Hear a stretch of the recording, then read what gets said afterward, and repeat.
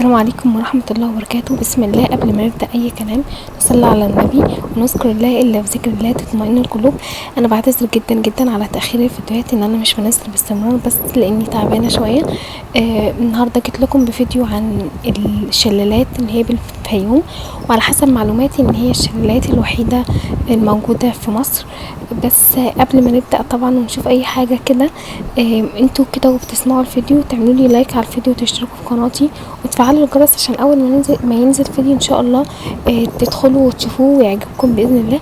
قولوا لي رايكم تحت في التعليقات في الفيديوهات اللي انا بنزلها ونوعيه الفيديوهات. شايفين المنظر؟ بسم الله ما شاء الله. بجد مكان زي ده كان المفروض ان هم يستخدموه في حاجة اكبر من كده، يعني المفروض مثلا يظبطوه من كل النواحي كده ويبقى مكان احلى من كده بكتير جدا.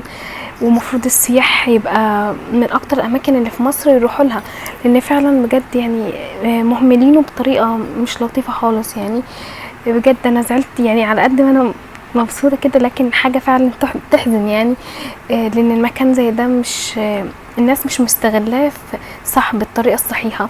تمام، لان بسم الله ما شاء الله زي ما انتم شايفين المكان والمنظر رائع. يعني هسيبكم بقى في الجولة او في الفلوج كده وهرجع لكم تاني.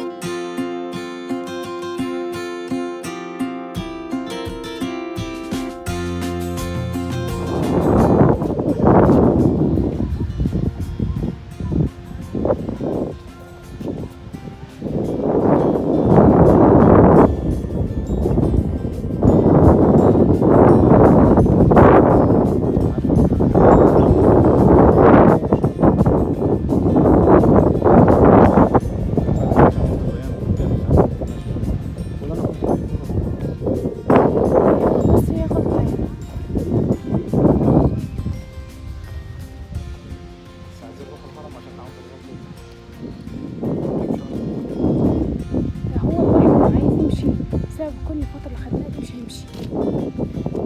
شوفي يعني انت لو عايز تمشي كده خلينا شويه طبعا.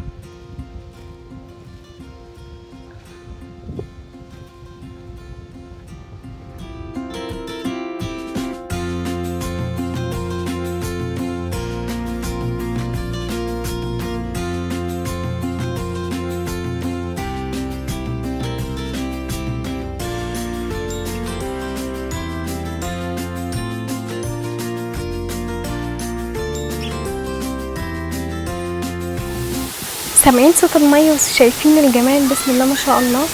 وكمان في شلال تاني بس صغير عن كده. بعتذر جدا جدا لان انا ما عرفتش اصوره بشكل واضح تمام، لكن هو ده اللي واضح الاكتر، لكن التاني زيه لكن صغير شويه تمام. واهو كده من بعد ما انا دخلت جوه كده على الشلال من فوق، وحبيت ان انا اصور لكم واوريكم شكل الميه. وكمان مصوره من بعد ما طلعنا خالص من الشلالات اللي هو الصحراء كده، واحنا ماشيين بالعربيه. برضو المنظر جميل جدا، وبرضو هنعدي على بحيره قارون. المنظر كمان بسم الله ما شاء الله. تابعوا لغايه اخر الفيديو هتشوفوا. بس عايزه اقول لكم بقى عشان قبل ما انهي معاكم الكلام، ما تنسوش تعملوا لي لايك على الفيديو وتشتركوا في قناتي وتفعلوا الجرس عشان يوصلكم كل جديد، وانزلوا تحت قولوا لي في التعليقات ايه رايكم في الجوله الجميله دي. اهو كده بدأنا، واسيبكم في حفظ الله، والسلام عليكم ورحمه الله وبركاته.